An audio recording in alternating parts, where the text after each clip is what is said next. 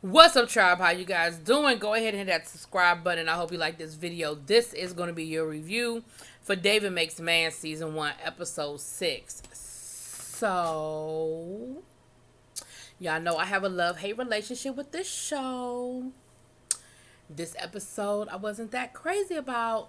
And honestly, I can be honest with you why this episode didn't really do it for me. This episode was very Good Times-esque for me, right? You know how Good Times, all of this, yeah, we getting out the ghetto, and then something happened.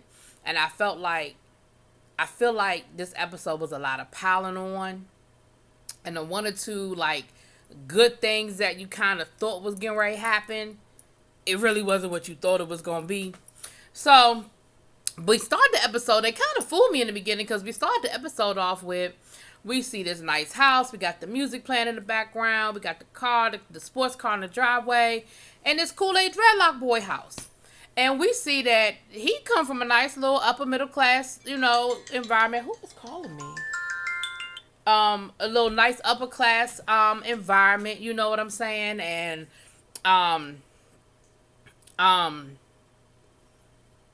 got a nice little, he looking halfway decent. He wearing a nice little polo shirt and everything. Mama, hey, have a nice day. Find a job today. I will, mama. Like that whole, like, sitcom thing going on. Which lets you know that Sky was taking care of the family. You know what I mean?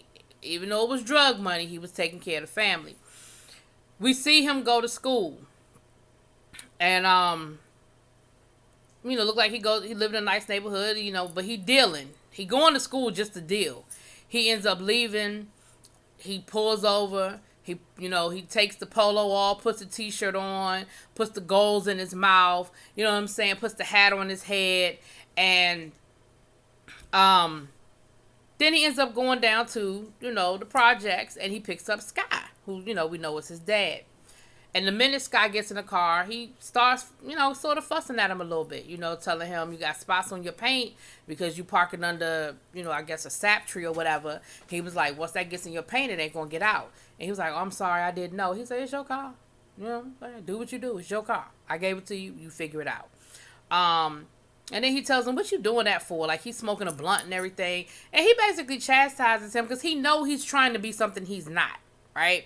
Then they get down to the projects, and he's watching the drug transaction, and he was like, why you got the drugs moving, why you got the, well, he didn't say the word drugs, but let's just say, for lack of a better word, package. Why you got the packages going through so many different hands? Like, why is it moving around through so many different hands? And he was like, he said, what'd he say? Oh, Sky was like, that's a good thing. You don't want them to know where the package is coming from. Like, you want to be able to, you don't want them to be able to easily track where it's coming from. You have them pay this person, and that person put the money there, and then they do that, and do that, and then you got your money.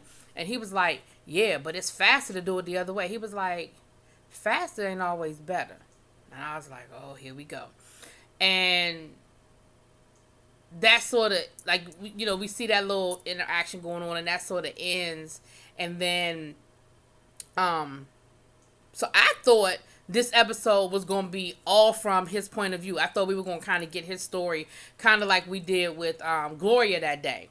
But that's not what it was. The show opens up, and the kids are at school, and they're going through their interview for Hurston. It's three boys. It's Saren, David, and another young white kid. And Saren starts getting the attention again. Kind of like what we saw in the first episode with the project. And you see David, you see that leg shaking, and you see David trying to, like, you see him starting to get desperate, like, I'm not getting any attention. He got Sky's voice in his head, telling him, how he need to handle stuff. So then he gives Saren a compliment. He said Saren is a great, because he's talking about the singing, and the lady's like, oh, well, I would love to hear you sing sometime, So then he says, you know what, I love singing. No, he said Saren is a good singer. I'm sorry. She said, yeah. She said, I would love to hear him sing sometime. He said, we're going to be going to church. He's going to be singing Sunday.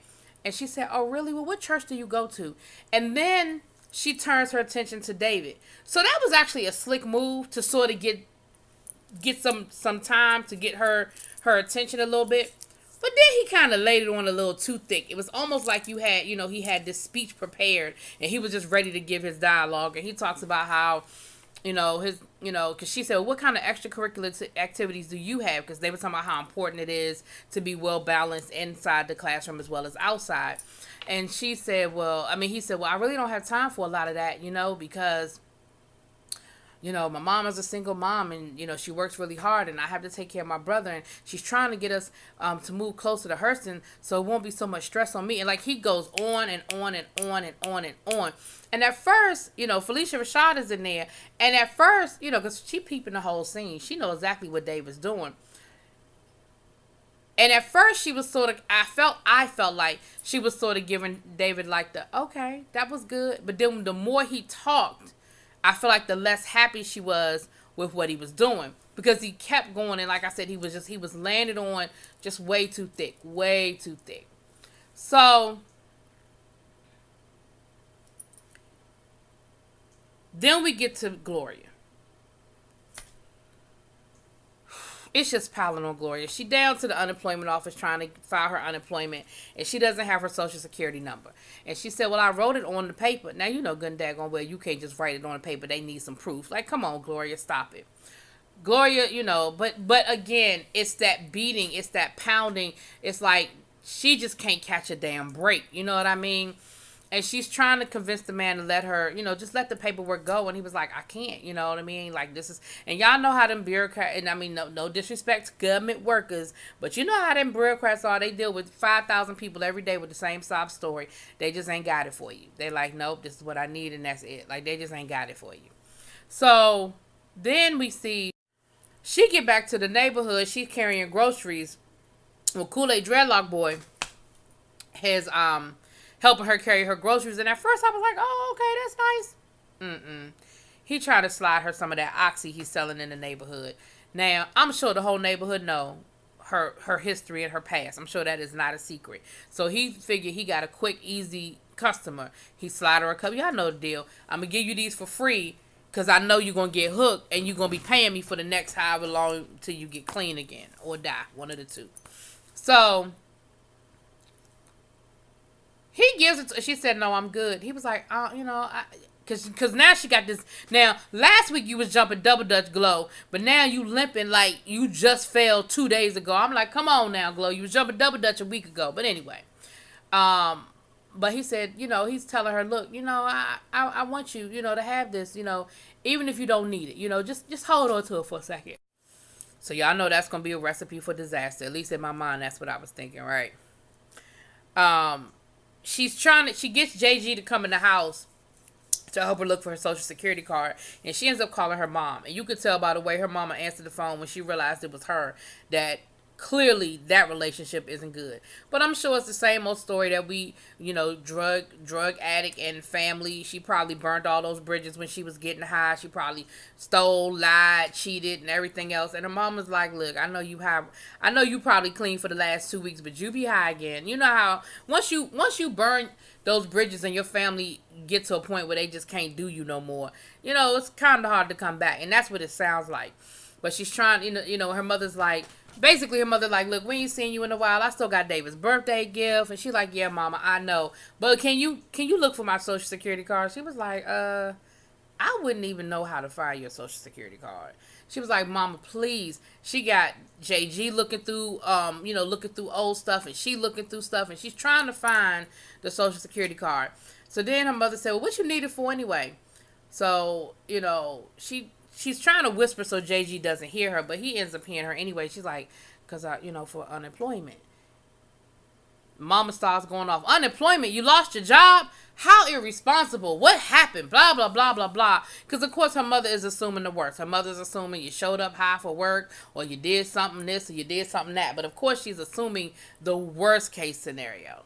So JG hears this, and he ends up running outside. And he ends up selling his sneakers. Remember those sneakers that his grandfather gave him? They were, I guess Jordans or whatever name brand. He ends up selling the sneakers. And JG's like, a man's got to do what a man's got to do. He walked around in his damn socks, honey.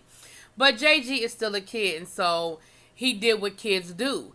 And he had Star with him, the kid that's there with Miss Elijah. He goes to the rental office to pay the rent. He had enough. Whatever he sold them shoes for, honey, it was enough to pay the rent. And the rental office is closed, so he about to just drop the money in the envelope. And Star was like, JG, like you need to put this on here and make sure that it's clear who the rent is for. Now, as soon as I saw that cash, I said, this is about to be an issue. I understand what JG was doing, and he's a baby, and it was so sweet what he did, but I knew what was going to happen as soon as I saw that cash. I said, the rental office closed. Ain't nobody there to give him no damn receipt. Ain't nobody there to know that he paid that rent. That is coming up missing. And that's exactly what happened. But anyway, we'll get there. But he drops the rent in, honey, and he's so proud of himself because in his mind, he saved the day. He saved the day, and I was like, I felt so bad for him because I said, this is not going to turn out well for you, JG, and I'm sorry, baby. I'm sorry. Anyway, back down to the school. Marissa is getting on David because she had her own interview with another school, I guess, because Hurston is for boys, so maybe it's an all-girl school or some other prep school that she's trying to go to. And of course, Marissa got it all going on. She aced the interview. She already got her recommendations that she need. But David has not gotten his recommendation yet from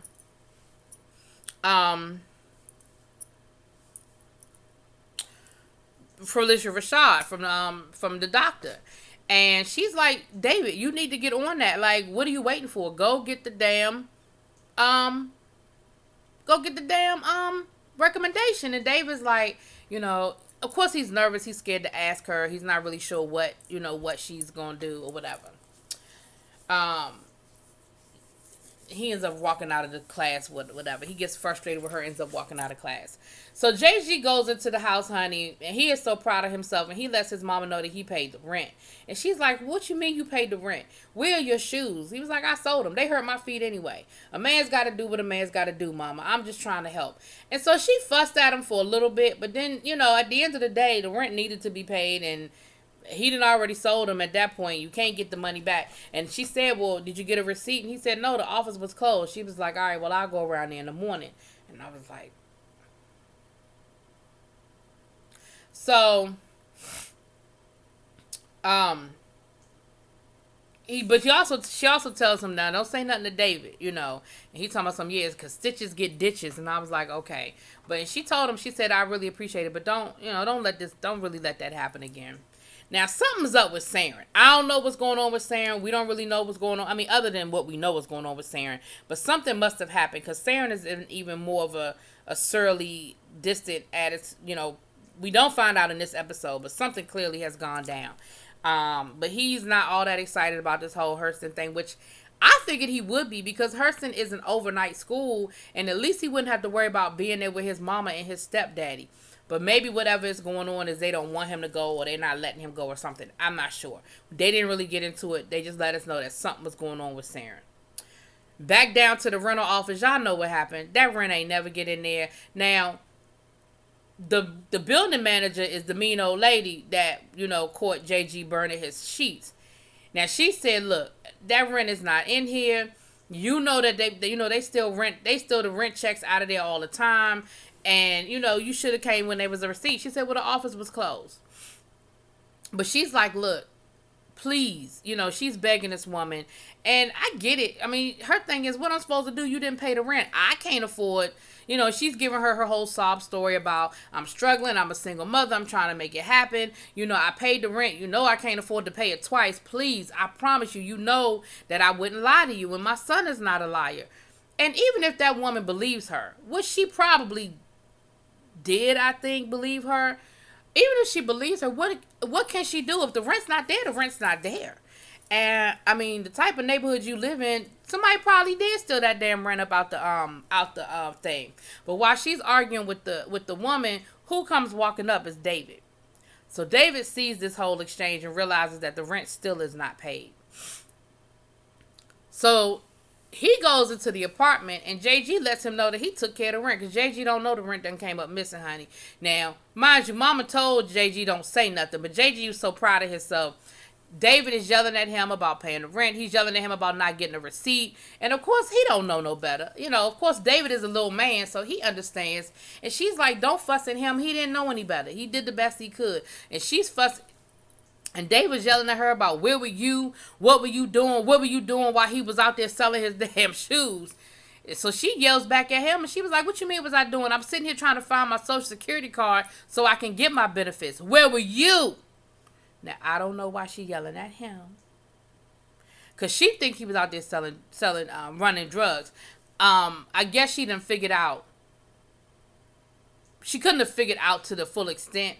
But I guess that whole dryer sheet in the book bag didn't really fool her too much. Because she thinks that he's out there running drugs. And she thinks that's where he was and not at school or what have you. And he's telling her that's where I was. Now, while all this is going on, JG done found them drugs that the Kool-Aid boy done slid mama. Both of them standing there looking guilty. Because David, I'm sure in the back of David's mind, he's like, oh, damn, did those drugs fall out my book bag? Did I forget? Did I leave some in my book bag? Mama looking guilty because she like, oh, damn, those are the drugs that, the Kool-Aid boy gave me. And they both standing there looking guilty. And so, but that takes them out of their argument. And she looks at David and she says, I'm going to go to a meeting tomorrow. I'm going to go to a meeting tomorrow.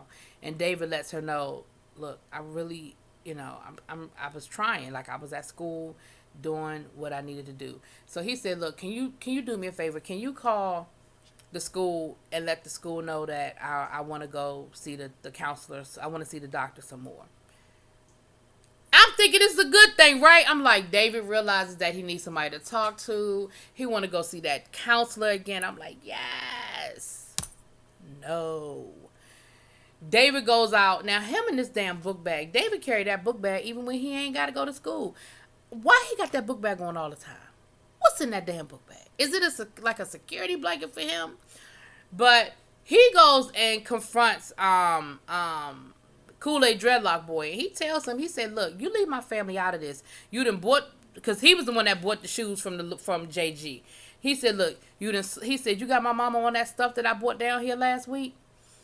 He said, you keep the family out of this. This is between me and you. He said, Sky didn't run things like this, and this ain't how it's going to be run now. And, Kool-Aid Boy said, look, I was just trying to help y'all pay y'all rent. He said, as far as Glow is concerned, I was just trying to help her out. She had that little limp going on. As far as JG, I was just trying to help y'all get the rent paid. You're right. I don't want this to have nothing to do with the family. This is between me and you. I made you my offer. I told you what I wanted from you. And David ends up walking away from him. But I said, David, this whole rent situation. So, David's looking for the rent. He go back down to the rental office. That rent gone, boo. The rent gone. And he sees his little girl, Tara, not Pearl. I called her Pearl last week. But I know where I got Pearl from. And somebody even put it in my comments. I got Pearl from when Sky was reading off the poem and he was talking about, Pearl was in there somewhere, and I thought the girl's name was Pearl, but her name is Tara. But anyway, he saw her dancing, so that kind of gave him a little pause or whatever. And once again, he has this dream. He has one of his dreams, and the dream is him leaving. And as he's trying to leave out the neighborhood, these barriers are going up, and he keeps hearing Sky telling him in the back of his head, basically saying, you can make your decision. You can make this decision. You can make this decision whether you're going to stay or you're going to leave.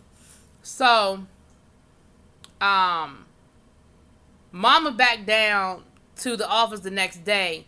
She found her birth certificate, but the birth certificate is old, it's frayed, it's got somebody done spilled milk on it. She got her pay stub. She's trying to show any ID she can to try to get the benefits. And the government worker, he like, look, I can't. Your pay stub is not what I need. He said you can send away for another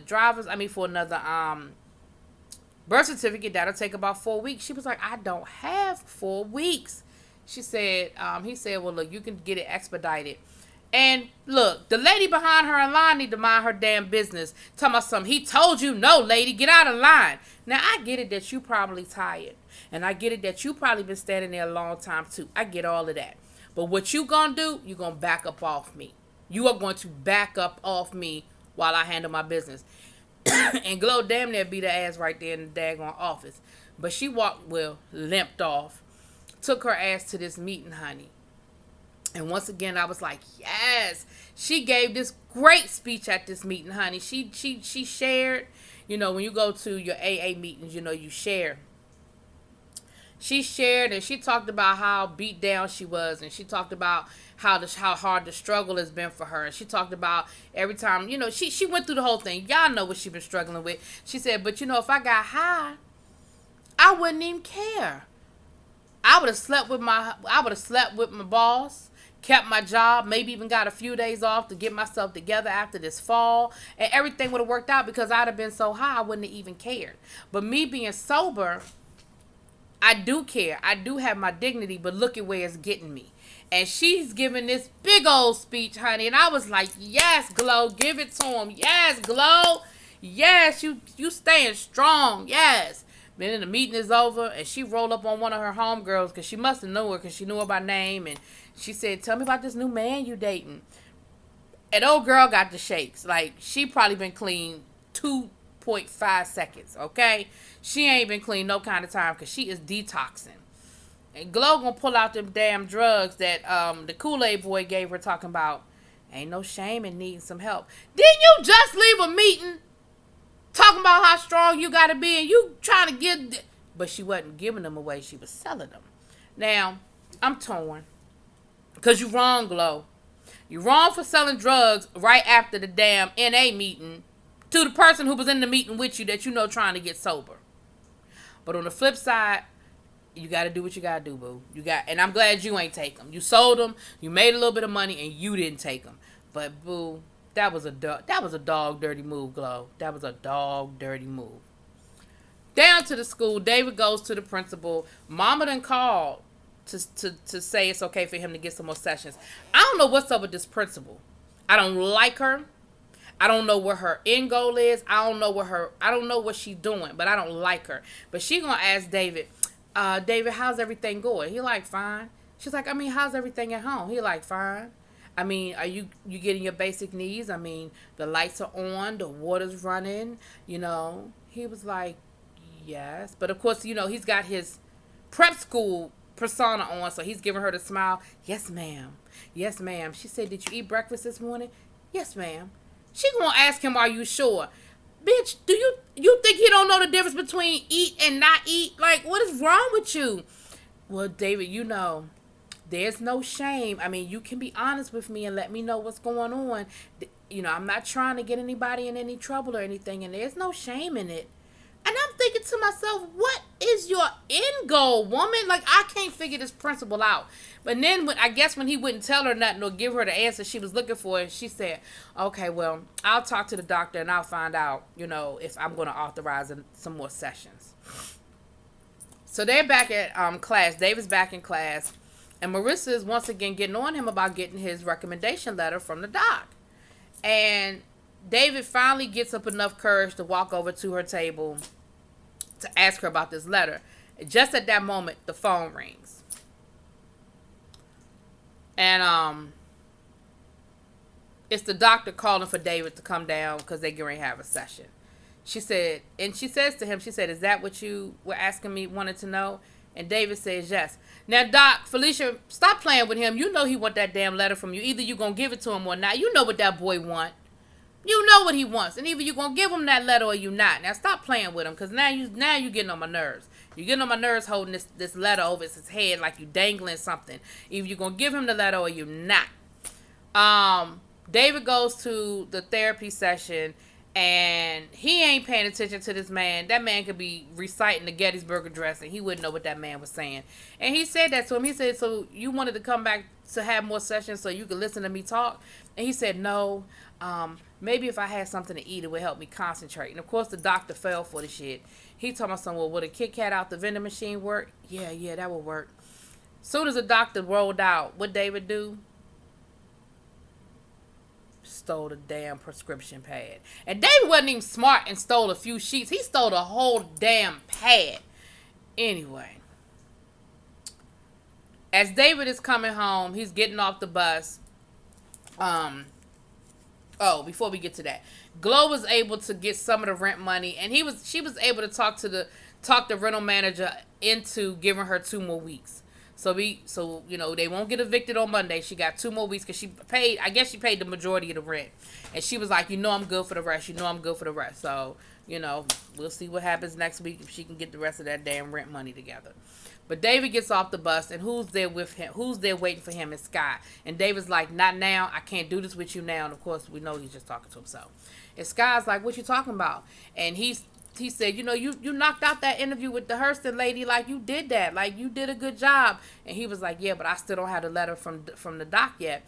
And he said, she gonna give you the letter. Like, she just making you work for it. But you just do what you're supposed to do. You do your part.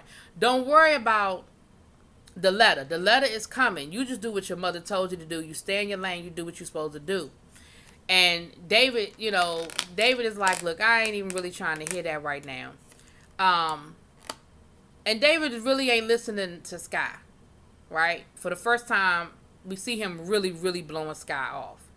And David is making his way up to Shinobi's house, right? And Sky keeps standing in front of him. But this time, Sky is not solid. Like, you can see the sun rays through him. He's sort of kind of going in and out. It's sort of a glow. He's not a solid figure like he's been up until this point. He looks like a ghost now, right? He looks translucent. And David, the closer he gets to Shinobi's apartment, Sky just keeps standing in his way. And David finally tells him, get out my way. He ends up falling and everything because, of course, he's nobody really there. He called himself pushing Sky out his way, and he really just fell on the ground. When he falls on the ground, that's when the prescription pad falls out. I got ahead of myself. My bad. They didn't tell us that he actually took the pad till we saw it fall out his book bag, but it fell out his book bag. And here come Dreadlock, Kool-Aid Boy.